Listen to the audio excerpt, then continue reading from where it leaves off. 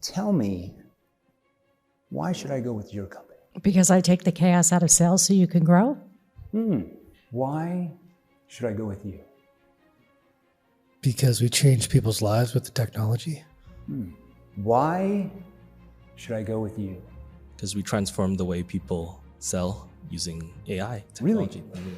Okay, so I want you, and you to come up on stage with me real quick. Now, if I asked one of your competitors the same question, and I said, why should I go with them? What do you think they might say? You know, your competitors. So my competitors, if I asked them, why should I go with them? we're going to increase sales. Okay, so they'll be like, hey, we'll increase sales. We're going to increase sales. Okay, if I asked one of your competitors the same question, and I said, why should I go with them? What do you think they might say? They would say they have more features, more benefits, they provide better value, and that sort of thing. And if I asked your competitors the same question, why should I go with them? What do you think they might say? Different coaching technique or a different AI?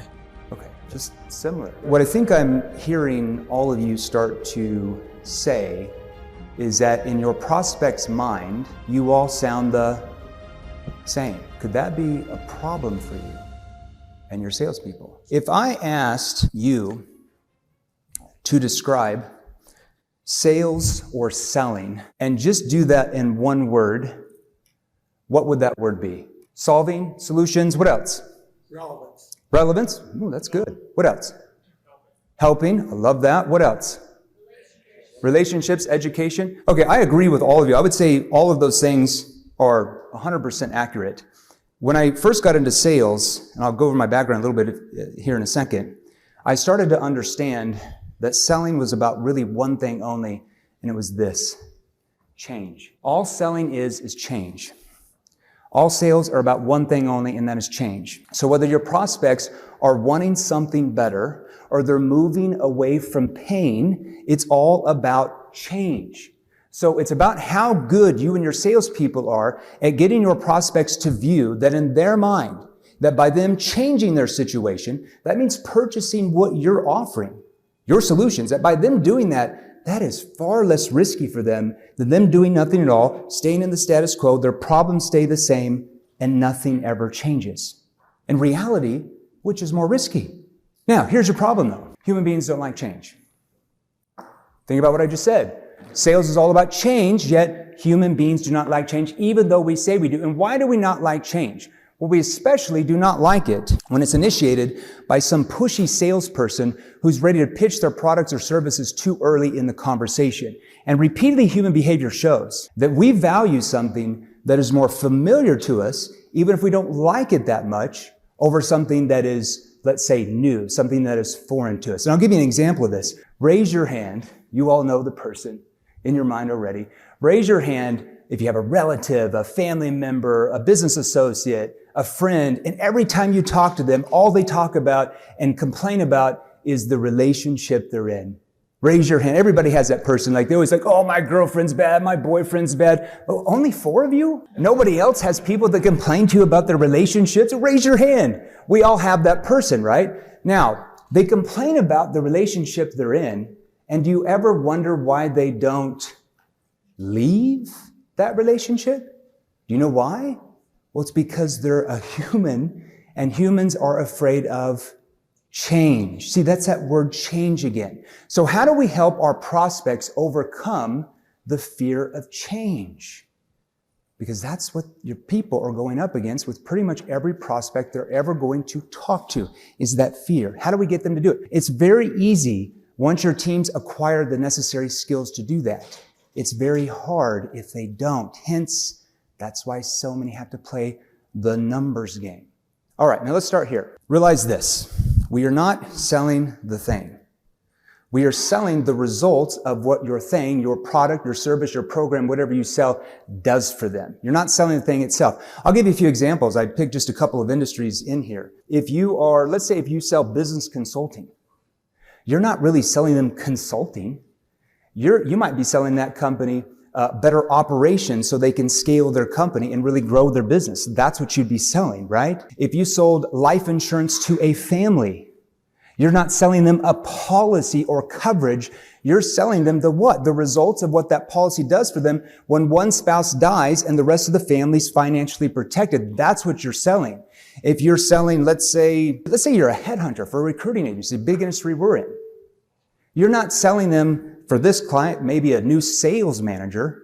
You're selling the results of what that new sales manager does for the business, which is to drive revenue and help grow the sales team. That's what you're selling. If you're selling, I can show this for every industry. If you're selling cybersecurity to banks, you're not selling them cybersecurity or some software. You might be selling them on reducing their false positive rate so they continually stop rejecting good clients. See, we're selling the results of the thing, not the thing itself.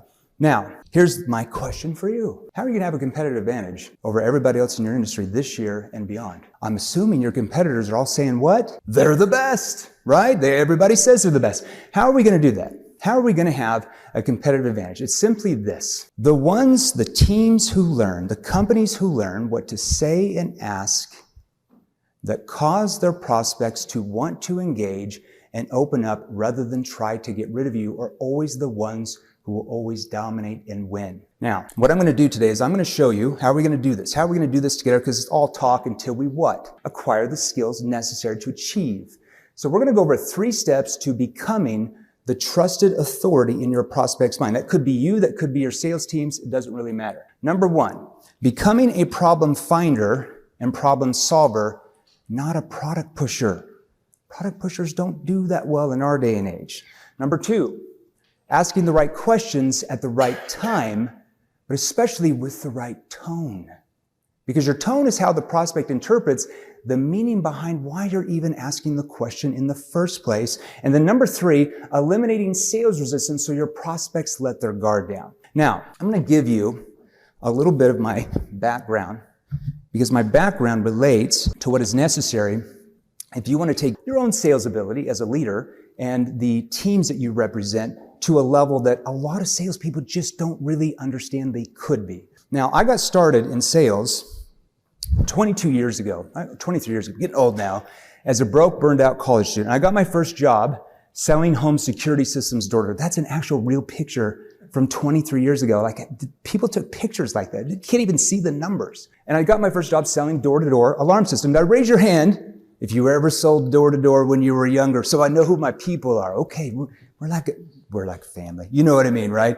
So you know how it goes. So the company hires everybody straight commission. Like, hey, you're hired. They give you a script. They give you a couple books by the sales gurus. They trach you out in the van. They basically kick you out of the van and they're like, hey, go make some sales. It'll be easy. We'll pick you up after dark. You know what I mean? Now, I still remember I was the last one out of this van. I was nervous. I was 21. I was in college. And I remember looking back at my sales manager as I walked to that first house. His name was Exane. You know, like the surfer guys, the curly blonde hair. And he's like, yo, Miner, remember when you knock on the door, show them your enthusiasm. Show them how excited you are. Show them that you believe in the product and they're going to believe in the product. I was like, that makes sense. If I'm really excited about it, if I show them I believe in it, then somehow magically they're going to want to buy. I mean, what did I know? I was 21-year-old. So I started knocking on the doors. I was really excited, talking about my features and my benefits. And we had the number 1 this and the AAA rated Better Business Review of this. And I started noticing from the very first door, it didn't work very well. And I started getting all these objections. We don't need it. We can't afford it. It's too expensive.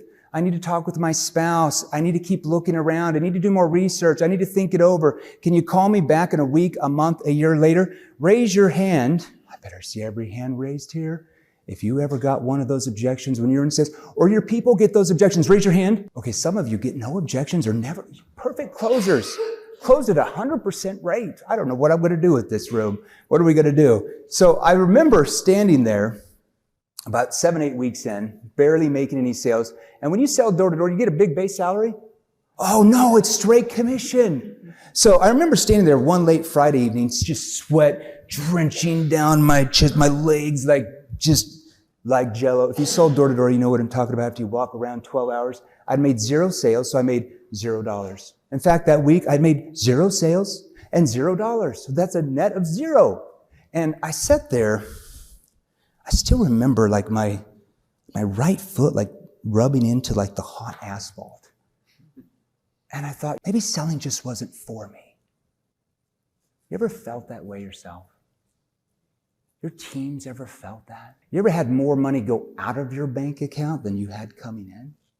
Well, that's where I was at, desperate. When my sales manager, Exane, picked us up that night, he popped in a Tony Robbins CD, yes, 23 years ago. People listen to those round things called CDs. It's like a miracle. I don't know what we're having. And Tony said something like this, and Tony changed my view of what skill set and what learning actually even meant. And I could be butchering it, so forgive me, Father Tony Robbins, if I've sinned, but here's what he said. He said, you will fail for the simple reason you don't learn the right skills. Now, he actually went on to say, everyone is taught skills.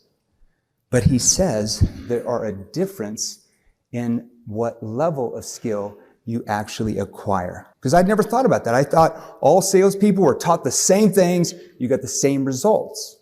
But he said there are certain people that have mastered skills that have a more advanced way of training that can actually cause you to retain those skills and actually have a better result from those skills. And to me, that was like a light bulb moment. It was like divine intervention from like the heavens above that maybe, just maybe, what the company was training me and what I was learning from the sales gurus, maybe they just weren't the most effective skills anymore. Maybe they're just a bit outdated. So I committed to myself, hey, I'm going to have to learn these skills because I'm not making any money, because I know you, like me, want to provide a great lifestyle for your family and really lead and grow your companies. But here is my dilemma. My college professors in school, where I studied behavioral science and social dynamics, they were telling me that the most persuasive way to communicate was over here. But the sales gurus in their sales training programs, they were saying it was over here. So this is like a dilemma. This is exact opposite. So I'm like, okay, I'm learning how the brain makes decisions with human behavior. So how do I learn the right questions to ask? How do I learn how to use my body language? How do I learn how to use my tonality to get my prospects to do all the work and sell themselves rather than me try to sell them, to get my prospects to overcome their own objections rather than me trying to overcome their objections, to get my prospects to pull me in rather than push and pressure them. And overnight, selling became very, very easy and exceptionally profitable. Now, why did I just tell you my story? Because none of you really give a damn about my story, do you? Why? Because you're human and you care more about your own story, right? That's just behavioral science 101. But I told you that story because I'm not anyone famous. In fact, I'm just like you. I'm just a person who very early on in their life realized that if I was going to really provide a great lifestyle for my family, I was not going to be able to follow the status quo and sell like all the other salespeople were selling. I was not going to be able to get to a higher level unless I started learning a more advanced way of selling than simply using traditional or consultative selling skills. Unfortunately for me, I wasn't born out of my mother's womb with advanced questioning skills. Raise your hand if you're born with advanced questioning skills. Oh, nobody. Oh, just you. I wasn't born out of my mother's womb with advanced tonality skills. Raise your hand if you're born with advanced tonality. Oh, nobody, right? See, I wasn't born with advanced objection handling and objection prevention skills. Raise your hand if you're born with objection handling skills. Nobody. So when we hear, oh, that person's a natural born closer, that means it's BS. Anybody do a DNA test? Oh, yeah, their blood type. They're definitely a closer. What does that mean? If a kid who grew up in the middle of Missouri on a cattle ranch outside of a town with less than 800 people can acquire those skills, what does it mean for your own teams? They can acquire the same skills, even if they're already doing well, even if you were already doing $10 billion a year in revenue. When they acquire advanced way of ability and sales skill level, you can do 2, 3, 5 times that production, even if you're already the number one in the market. Now, how are we going to do that? Because it's all talk until we what? We acquire the skills. Skill number 1. Let's get into this. Becoming a problem finder and problem solver, not a product pusher. Raise your hand if the prospects you talk to have problems and or emotional needs. Raise your hand. I think everybody should raise their hand in here because you shouldn't be in business if you don't solve a problem and or an emotional need, right? There's some products and services that solve emotional needs, right? Does a $500,000 Ferrari solve a problem? Not necessarily unless you're a race car driver, but it does solve a what? An emotional need. Because maybe you moved into a neighborhood and the new doctor's got the new Ferrari and you want to keep up with you want to raise your status in their mind that you're also successful. Maybe as a kid, your dad said you would amount to anything, so you want to show him he's wrong, so you go out and buy all that $500,000 car. Anything that's ever been invented solves a problem and or an emotional need. So what I want you to do, I'm going to have you take 30 seconds, grab a pen and a piece of paper. I'm not going to give you any more time. I want you to write down the 2 biggest problems that your solution solves. I'm going to come around and ask some of you. Just write down the 2 biggest problems that your solutions solve. 25 seconds. Somebody got any? Yell it out. Yeah, go right there. Ma'am, go ahead. Information visibility and cost and asset management. Okay, good. Somebody else? 2 biggest problems, go ahead, ma'am. Yeah. Employee churn and burnout. Ooh, that's a big one. Attrition. That's huge. I already know what industry you're in. Okay, now, I want you to look at the 2 problems all of you just wrote down. So look at it. Look at the 2 problems and or emotional needs you solve. I want you to raise your hand if your solution solves those. Everybody should raise their hand on this one because that could be trouble if your solution doesn't solve those. Now, here's the question I have for you. If your prospects have problems and emotional needs and your solution solves those, why are so many prospects not buying from you? What's the missing? They don't make any sense. They've got problems. You can solve them. Why are so many not buying from you? Now, before I suggest to you what that could be, I'm going to suggest to you what it's not. It's not your prospects that your salespeople are talking about. Oh, you don't understand. They're all broke. They're just all have fear. The leads, not the leads. It's not that they don't have the right mindset enough or they don't journal enough or take enough cold showers in the morning. That's not really going to help you sell anymore. I like that. It's not going to help you sell anymore. It's not that they don't read enough personal development. I love personal development. But when the prospect says hello, if your people don't know what to say and ask quickly that cause that prospect to let their guard down, all that personal development goes out the window really quickly, right? And they're not motivated. Would you say that most of your salespeople are motivated? You do a good job motivating them, right? And would you say that you and your salespeople work hard? Raise your hand if you work hard. Well, I hope to see everybody's hand raised on that one. See, if it's none of those things, then what could it actually be? Now, before I suggest to you what I feel that could be, can I ask you like a really cheesy question that I already know what you're going to say? Raise your hand if you want to triple your company revenue in the next 12 months. See, we're all like, oh yes, of course, Jeremy, that's a dumb question. Of course, right? Now, keep your hand raised if your salespeople can triple their hours. What? I don't understand. You can triple your revenue. How are you going to, you're going to have to make them work 3 times. They already work 8 to 10 hours a day. Are they going to work like 24? I don't think you can go past 24. So if your salespeople can't triple their hours, how are you going to triple their closing percentages, their closing ratios, their quality? It's by this. They have to learn much better questions to ask than what they currently have been trained, right? They have to learn how to use their tonality to get their prospects to let their guard down than what they currently know how to do. And they're also going to have to learn how to prevent a lot of objections that they don't know how to prevent in the prospect's mind right now. Because if we can't do that, there's no way to get to the next level. Who in here, raise your hand if you like to read books or you like to go through like training programs. I love going through books, training programs. Raise your hand if you've ever heard of a guy named Brian Tracy. Yeah, you love Brian. Really good friends with Brian. You know, Brian followed my career. My first sales seminar I ever went to was in the fall of 2001 after that door thing that you saw me on. Because I'm like, I got to learn how to do this. And Brian said something that really lasted in my head. And Brian said, use your car as a university on wheels.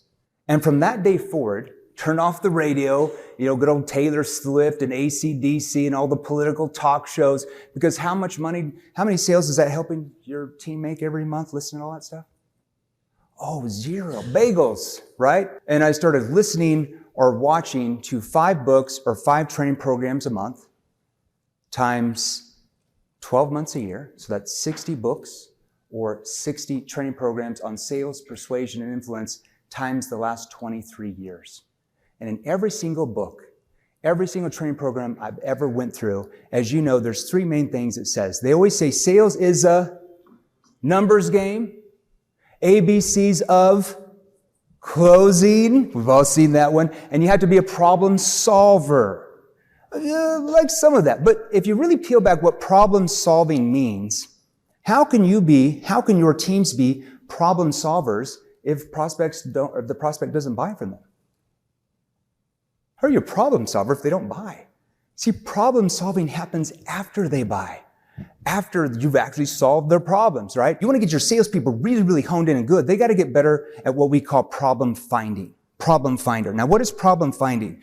Realize this. I think all of you know that when your people, or even you talk to prospects, maybe if you're doing that, when you first start talking to your prospects, most of them don't even know they have a problem. Would we be right? Or maybe they know they kind of have a problem, but they don't really understand how bad the problem really is, the depth of the problem. And they especially don't understand what? The consequences of what happens if they don't solve the problem. Now, what are most salespeople? I hate to say this. Most salespeople have been trained to be called what we call product pushers. We've been trained to ask a few logical-based questions. Can you tell me 2 problems that keep you awake at night? Can you tell me some challenges you're having? What are you looking for in a solution? They tell us a problem. They tell us what they're looking for in a solution. And what most of our salespeople do? Go into pitch mode, talking about the features and benefits and how we have the best this, the best that. And that's like taking a bucket of mud and throwing it against the wall, hoping and praying that something we're going to say is going to magically cause that prospect to want to buy from us. I see some of you heard this term. In our company, we call that hopium.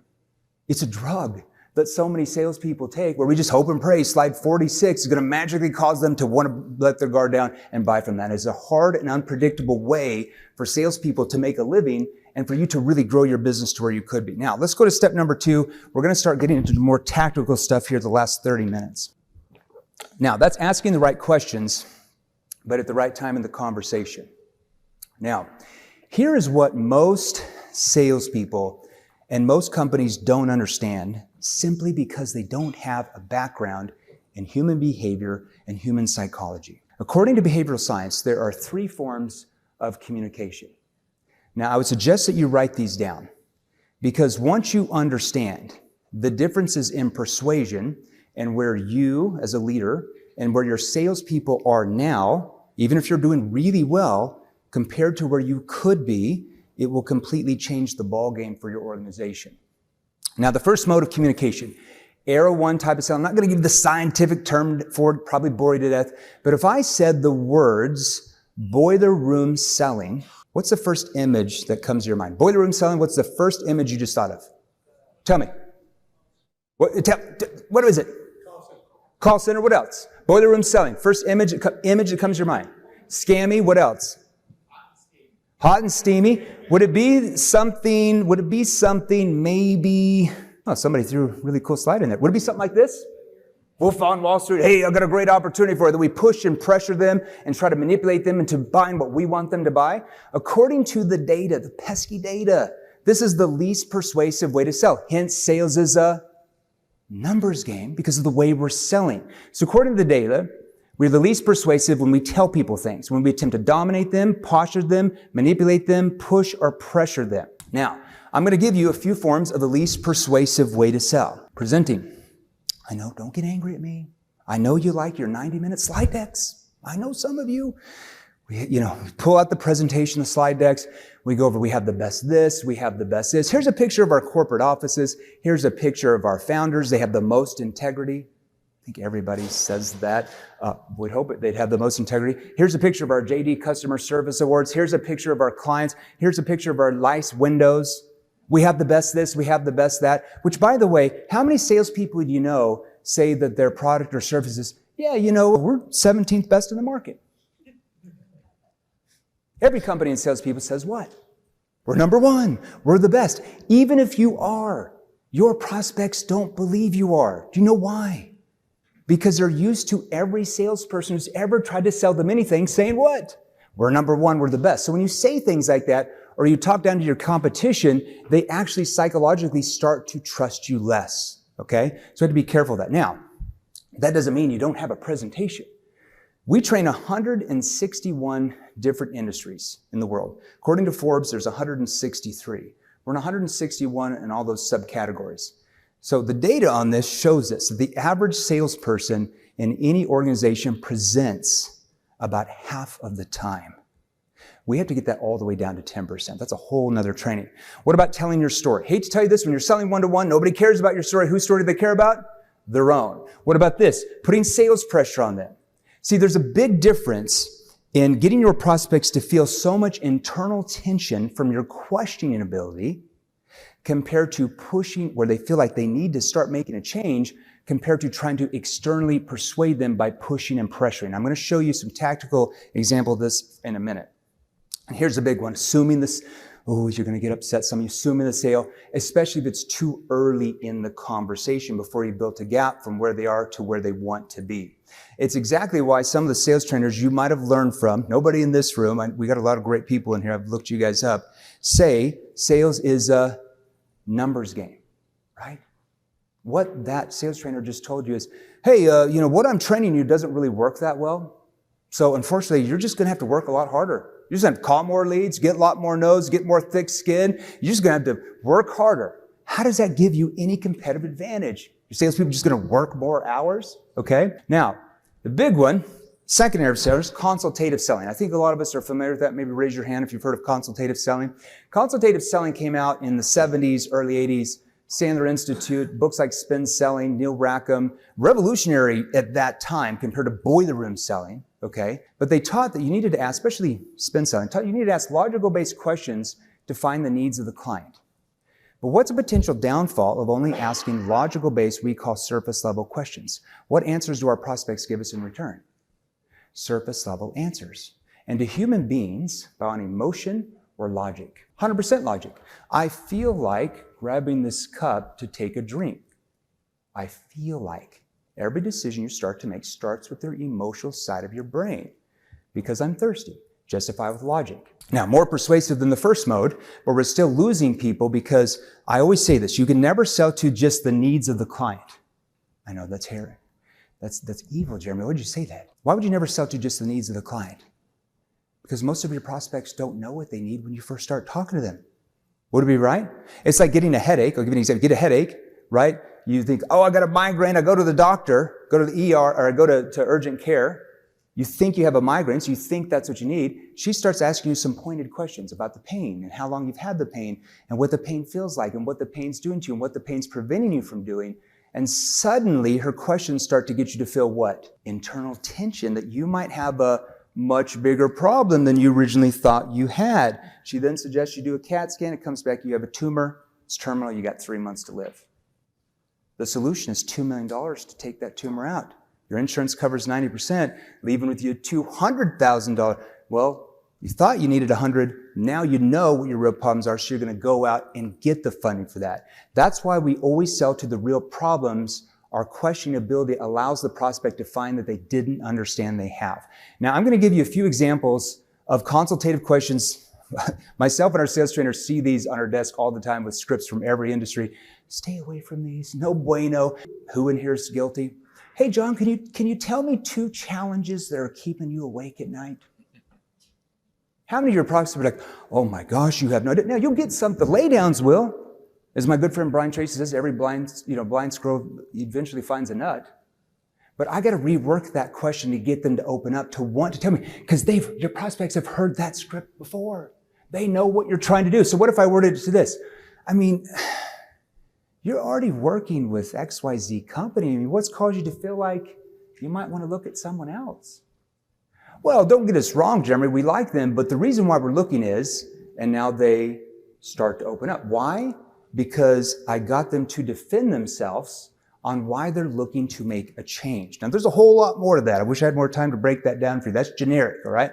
That's called an NEPQ problem awareness question. Who's been guilty of this? What are your goals for the business? Let's say if you sold business consulting or you're a marketing agency. John, can you tell me your goals for the business? That is such a vague question. They could go 75 different directions and you have no control of where you want their mind to go as far as framing them. It's too vague. So what if I ask this question? So what are you wanting to scale to specifically in the next 12 months? Now that is a specific question that forces their brain to do what? Think about what I asked very specifically. I'm taking them down a path to help them uncover problems they didn't understand. What about this one? Who's guilty of this in the first 5 minutes? What type of budget do you have for this type of project? How can they know what their budget is for problems they don't even know they have yet? You would never want to ask that question too early on because they don't know what the real problems are too early in the conversation. So your budget's always going to be lower. Now, instead, I might word it like this. Now, when I went from door to door, my next career for the next 6 years was high-level B2B enterprise sales, debt relief services, okay? And I'm like, why are they using words like budget? Because budget means what? Limit. I don't want them to have a limit-based mindset, so I started changing it to funding. What type of funding do you have to put into this so you're able to, and I repeat back what they said they wanted. Funding sounds what? That's smart. I'm funding this thing so I can get to here. Budget sounds like I'm capped. See, words matter. How you use your tone matters, okay? That's an NEPQ qualifying question. Now, error number 3. According to behavioral science, we're the most persuasive when we get others to persuade themselves. That's called dialogue when we ask what are called neuro-emotional persuasion questions. So when I say NEPQ, that's what I mean, neuro-emotional persuasion questions. Write that down. That's important to you right now. Now, here are the 5 stages of NEPQ. I don't have time to give you guys like industry-specific examples of all the different industries in here. I'm going to give a few here. And if we ever work together, train any of your teams, I don't know if some of you are already clients, these questions I'm about to show you will be far more specific. I'm mainly going to give you generic ones that will kind of work really for anybody here, okay? How do you get your prospects to view your salespeople or even you at a networking event at a higher status? How are salespeople viewed in society in general? Low status, right? But why? If nothing's sold, there's no economy. If there's no economy, there's no such thing as a society. So shouldn't salespeople be viewed at a high status? Why are they not? It's because of the way we've been taught how to communicate. Causes our prospects to run the other way. So how do we get them to view us higher status as a trusted authority rather than somebody just trying to sell them something? Now, in behavioral science, this is called social dynamics. This is what I went to school for. I know you guys are all smart in here. This is all I know. I don't even know how to change the oil in my car. You know, social dynamics. Now, let's give you some examples because here's what we have to do. And here's my concern for you. If I show you some questions and statements that most salespeople have been trained that actually lower their status, I'm concerned that if you go out and you actually use those same questions or statements, it's really going to mess your mind up on Monday when I show you some of these things. You sure you want me to show you some of these? Because I'm worried you're like, oh, damn, I do that all the time. Oh my gosh, what am I supposed to say, Jeremy? Everybody okay? Because we have to make a decision. Do we want our salespeople to keep taking the blue pill? Numbers game? Just work harder, go through more leads, cost us way more money to generate those leads, to get the conversions? Do we want to keep taking the blue pill or do we want to take the red pill? That's the skills game. Who in here is an NBA fan? Raise your hand. Steph Curry. Anybody know Steph Curry? 3-point champion. Imagine if Steph Curry said, yeah, basketball's a numbers game. Hey, shoot as many times as you can. I mean, eventually you'll hit a 3-pointer. He would have never made his varsity basketball team if he hit 1 out of 30 because it was a numbers game. No, Steph knows it's a what?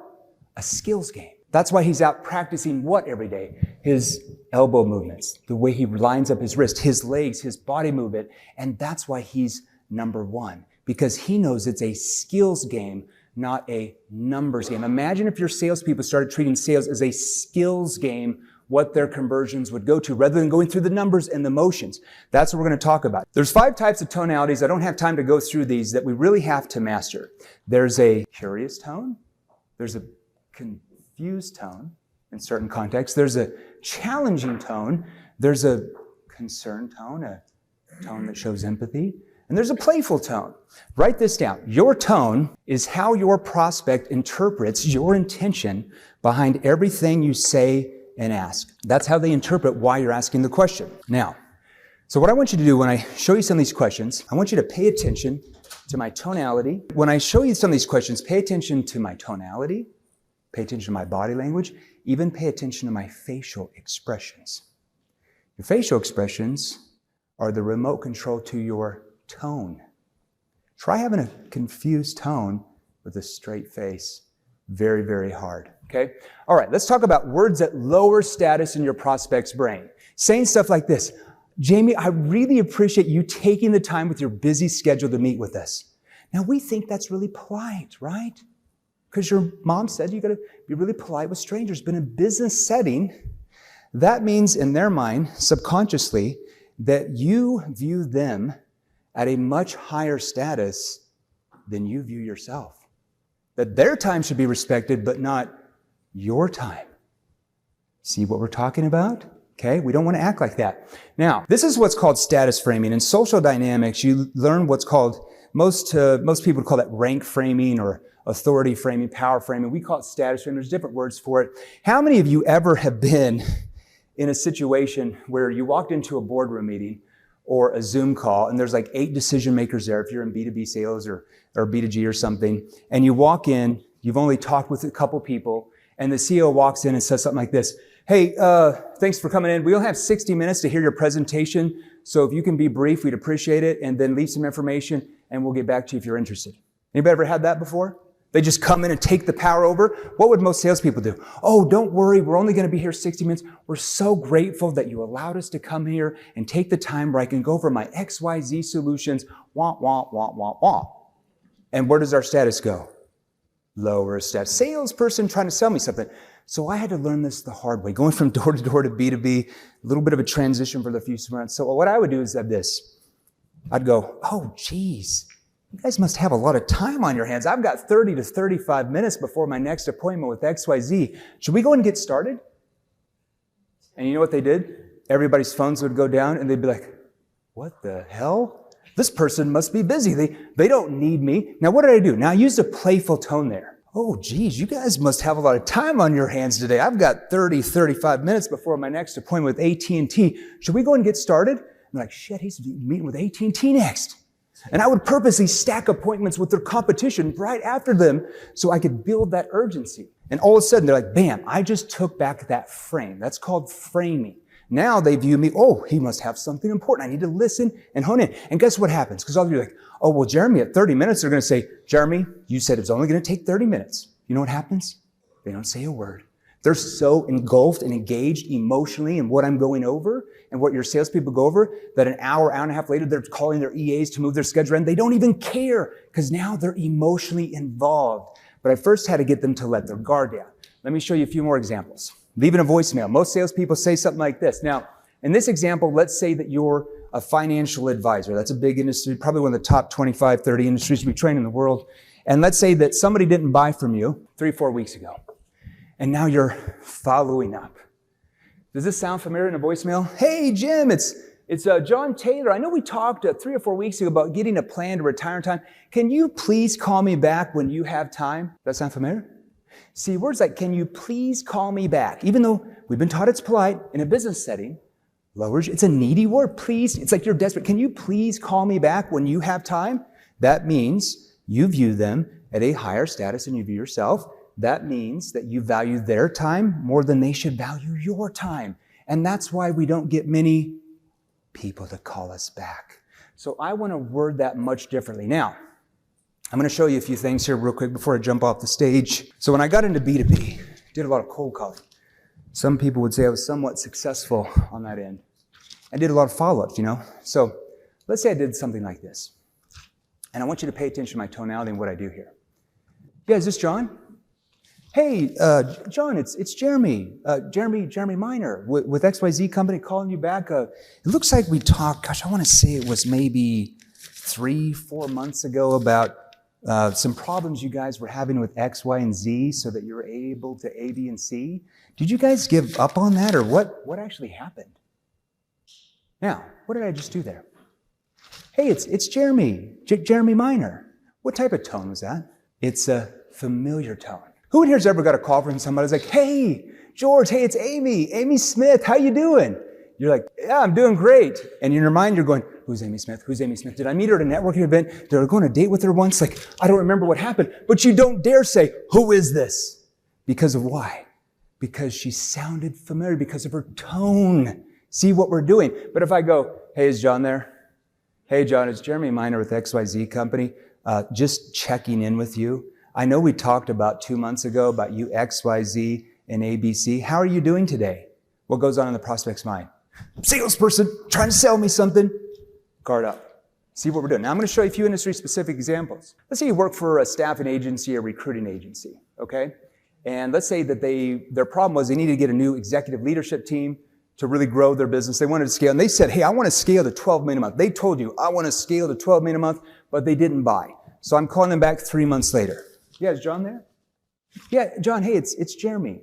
Jeremy Minor calling you back. It looks like we talked, gosh, I want to say probably 3 or 4 months ago about, I think you guys said you were looking at maybe getting a higher quality executive team so you could scale the business to like, I want to say you said 12 million a month. Did you guys give up on scaling or what actually happened? Now, why did I shuffle the papers on the phone? Why would I do something silly like that? Why? It's called a pattern interrupt. Because your prospect hears what? Shuffling papers. It triggers curiosity. See, when you sound like every other salesman, my name is, I'm with XYZ company, the reason why I called was, what goes off in your prospect's survival part of their brain? Defensive mechanisms. Because they've heard that before. They've heard that script. I'm interrupting the pattern. Okay? Did you see how I asked? I immediately said the thing they said they were looking for, which in their mind, new executive leadership team to grow the business, very specific number. And then I said, did you guys give up on scaling or what actually happened? It's hard for somebody to say, we gave up. They're saying, oh, well, no, we're still looking, or, well, we went with XYZ company and now I'm in a what? Two-way dialogue. Simply because I broke the pattern and got them to let their guard down. Let me show you a few more. Okay, I'll show you a few more here. Okay, this is a skills game strategy. In this example, let's say you sold life insurance. This is the number one industry we train in the world. Huge industry for us that we train. Yeah, is John there? Hey, John, it's Jeremy. Jeremy Minor. Just had a few minutes before my next appointment. It looks like we talked, gosh, I want to say it had to have been like 8 or 9 months ago. You were looking at like different options for like policies for Cindy so she could keep the kids in the same like school district and home, like when you pass. Like, did you guys give up on that or what actually happened? Now, what type of tone did I just use? A confused tone. Why would I use a confused tone there? A confused tone triggers curiosity in this context. I don't mean when you get to the presentation, oh, I'm confused, I don't know how it works. That's not what I mean. But in context, if I can get them to let their guard down, am I able to sell them a lot more than if their guard's up? Yes. Now, who can control getting the prospect's guard down or up? Who's responsible for that? Is it the prospect responsible for that or the salesperson has to learn that skill? Let's keep going here. And now, who in here gets emails like this? Raise your hand if you get emails like this. From people that you didn't buy from. Raise your hands. Who in here reads those emails past the 2 sentences? None of you. So why do we feel our prospects are going to read our long emails? Those 3 first words, hey, Sally, I'm just following up. How many of you get following up every day? How many of you get just checking in? How many of you get circling back? What goes off in your mind when you read that? Salesperson selling me something. And you instantly get defensive. Remember, we have a AAA rated the BBB and founders. We look forward to hearing back from you and showing you all of our wonderful ABC things we can do for you. Wah, wah, wah, wah. Sincerely, Gretchen Colesworth. Now, Gretchen, if you're in here, I apologize if I offended you. But we want to do emails like this. Now, I want you to write this down because I want you to send an email right now to one of your prospects. Send it to 3 or 4 prospects that have been ghosting you over the last 2 weeks. Then I want you to come to me and tell me how fast they respond to this. You've sent 3 or 4 emails to this prospect. You've called 3 or 4 voicemails. They are ghosting you. Raise your hand if you've got somebody ghosting you right now or your salespeople have people ghosting. I want you to copy that email. I want you to write it word for word. Do not say anything else. You're going to say this. Hey, John, I called a few times last week and left a few voicemails, but we didn't hear back. ... Go down 2 lines. Where should we go from here? And that's it. Don't say, I really look forward to hearing from you. Don't say, I really look forward to working with you. Do not change it word for word. And I want you to come talk to me at this event. I'll be here part of the day today, a little bit tomorrow. And I want you to tell me, holy crap, they got back to me really quick. They're going to be like, no, Jeremy, no, we're still looking at this, but I've been in the nursing home with my grandma. Or, you know what, we decided to go with another company. Or, you know what, we're interested. Can we book another call? You will be shocked at how quickly people respond to that email and tell you the truth of what's really going on. So I want you to tell me what happens when you do that. Okay? Let's keep going that. Ever get this from a prospect? Anybody ever get this? Raise your hand. Oh, we really liked you, or your salespeople get this. We really liked you and what you had to say, but we decided now's not a good time for us. We'll get back to you ready. Keep in touch. Raise your hand if you ever heard that one. Now, what are you going to do? Are you going to try to convince them why they're wrong and try to throw out a rebuttal? How often does that work? 1 out of 20 times? Numbers game, right? Somebody want to role play with me? You want to role play? Yeah, can we turn that on? Yeah, we really liked you and what you had to say, but we decided now's not a good time for us. We'll get back to you when we're ready. Keep in touch. Yeah, it's now, you wouldn't really say that talking, right? But let's say I called you back. I got an email. Let's say I called you back. Yeah. What's your name? Rich. Hey, Rich, it's Jeremy Minor. Hey, I got your email, and hey, don't worry about it. It's not a problem. You can always get back to us later. Can I ask you something though? Sure. How can I communicate to you that you might be making a mistake without you getting upset with me? Depends on what the mistake is that you're telling me I made. Might be. Oh, I didn't say you made a mistake. You might be making a mistake. Now, what did I just do there? Let me show you there. You're a hard one. I've never had that in my life. Okay, let me show you. What did I do here? Read what I did there. Now, why would I say, can I ask you something? What type of tone was that? Concern tone, a tone that shows empathy. It's really hard for a prospect to be like, no, you cannot ask me something. But if I'm like, let me ask you, and I steamroll them, they get defensive. But if I often, can I ask you something? Sure, what's going on? Then I lean in my tone. Hey, how can I communicate to you that you might be making a mistake without you getting upset with me? Now, why did I put my hand on my heart? What does that signify to them if they can see me? That I'm concerned, I have empathy for them. It's really hard for somebody to say, I'm mad that I might be making a mistake. See, that's the key word. You might not have heard might. If I said, how can I communicate to you that you are making a mistake? You would get defensive. But if I said that you might be making a mistake, that's a neutral word. It's hard for you to resist that you might be making a mistake without you getting upset with me. You know what they do? Oh, no, I wouldn't get upset with you. It's a defensive reaction because they don't want you to feel bad because they feel like I'm sincere. You see what I'm doing there? Now that's all in your tonality. If I'm like, hey, how can I communicate to you that you're making a mistake without you getting upset, man? They're going to get what? Like you, well, it just depends on what's going on. See, defensiveness.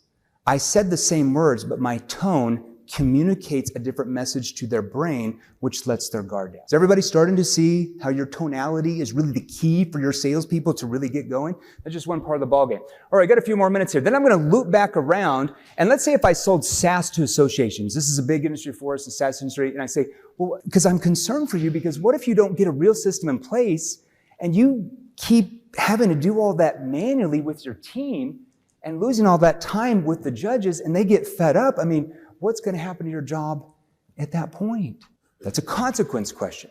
That gets him to internalize what I'm asking. Now, notice I started with the challenging tone and ended with the concern tone, a tone that shows empathy. Here's another one here. So let's say you have an AI device, big industry for us as well, helps the doctor automatically dictate their notes. The average doctor takes almost 2 hours a day to dictate their notes for the insurance companies and make sure patients don't die. Imagine if doctors each had 2 hours more a day to see more patients. 2 more billable hours a day? That's like 40 more billable hours a month. That's huge.